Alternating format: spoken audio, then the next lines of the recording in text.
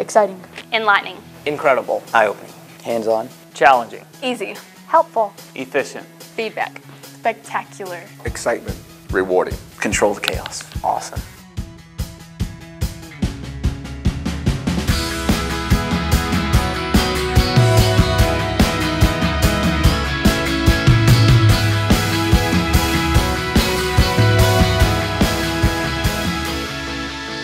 My teacher, he's very old school, is what you would say, and he's very pencil and paper kind of guy, and so getting to use the iPads, we all get to learn something new, and I feel like it opened everybody up to something different. We're always on our phones, and so getting to have something like that in class, I feel like we're all more excited to get to use it. It's made learning easier because you're used to using iPads, touchscreen things, and things like that, and so it just brings it into your learning. I don't like learning from textbooks because that's all you learn. You don't get to figure out other ways you can solve the problem, but with the iPad, your teacher can show you different examples faster than just writing them all on the board, and you have to go back and remember what she said because with the iPad, she's doing it with you, and so it's easier. Because of the iPads, I really feel like that the students are much more engaged just because of the fact that they have so many more resources. They have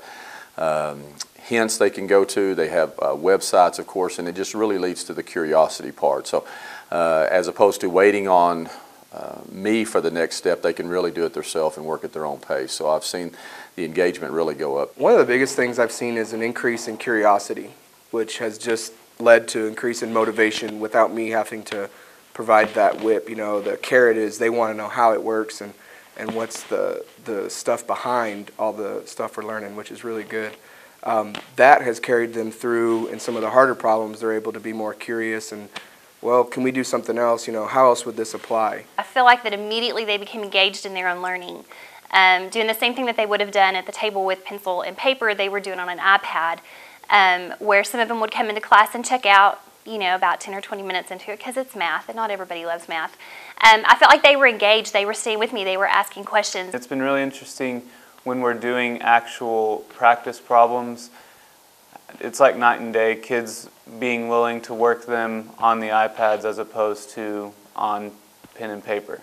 And I think a lot of that might be the accountability that they know I can see all 25 kids work all at one time, and so that kind of gives that accountability. It wasn't as hard as everybody thought it was going to be because it was just it's basically like using your phone all the time. You just go with it. Our teacher, he really does a lot less demonstration and a lot more explaining on how to do it because the iPad really takes us through the demonstration part. We don't really do a whole lot of pen and paper. Occasionally we will, but we use the iPads a whole lot more, and it's just easier to do everything, get our grades faster and stuff. We get to know our results faster and work with our groups, and it's easier to understand everything you do with the iPads. The ability to display the student work anonymously on the board has led to collaboration too. Just being able to put up some student work and say, talk with your partner about what's going on there, right, wrong, wrong step, whatever it might have been in the math problem. And so the students have also been able to collaborate just much more quickly with each other through the iPads. The biggest difference I made this year was focusing on context, and I think that's what led most to curiosity increasing, because when you see where math is used, when you see in the real world how it's being used, then you're going to be more curious as opposed to just throwing an equation on the board.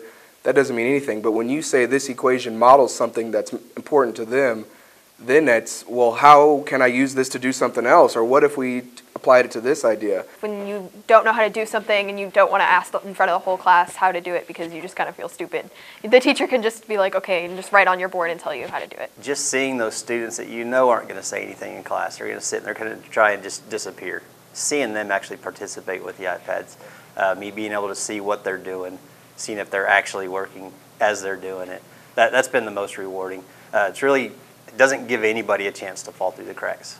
I can see by going around looking at my iPad what every student is doing at the same time from one location, and so instead of having to address something that maybe the whole class doesn't need to have, I can address something very specific to the kids' needs at that time immediately.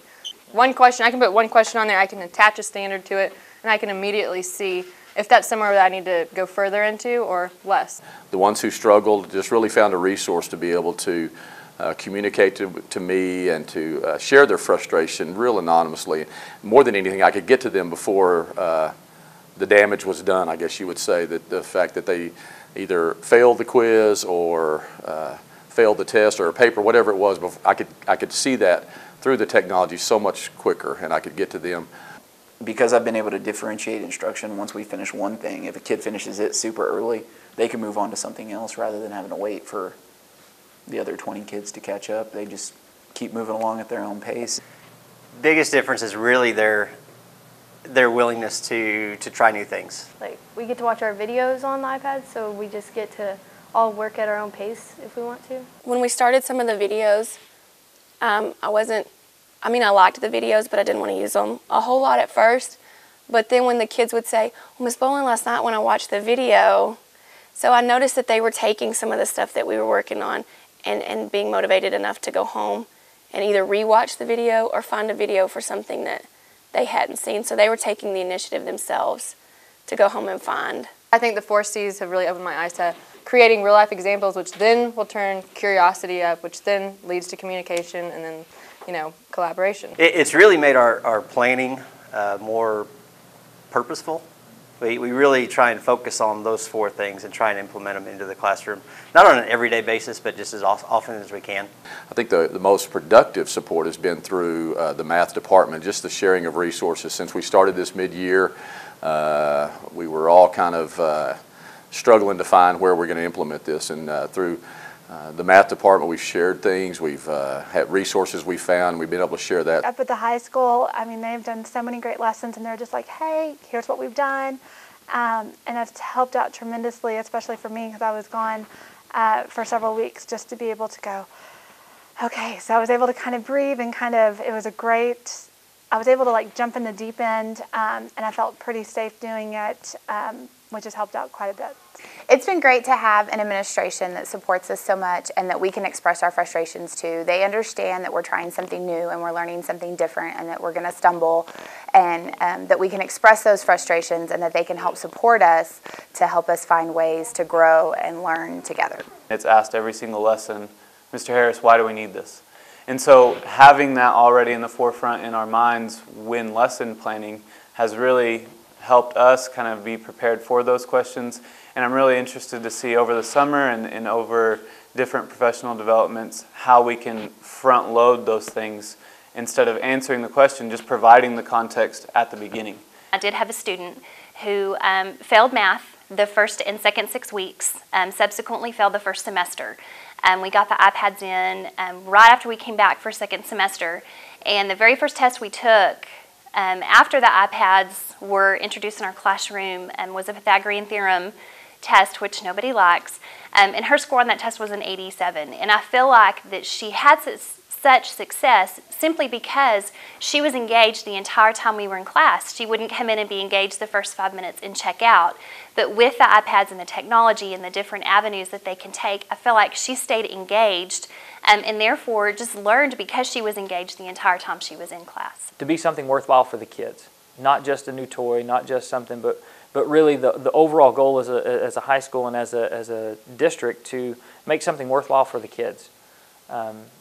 Not just, hey, here's you an iPad, and, we're one-to-one now, that kind of thing, but let's see how we can make this work and make kids engaged and improve scores that are already really good across the state. The continuing to make ourselves better. Exciting. Enlightening. Incredible. Eye-opening. Hands-on. Challenging. Easy. Helpful. Efficient. Feedback. Spectacular. Excitement. Rewarding. Controlled chaos. Awesome.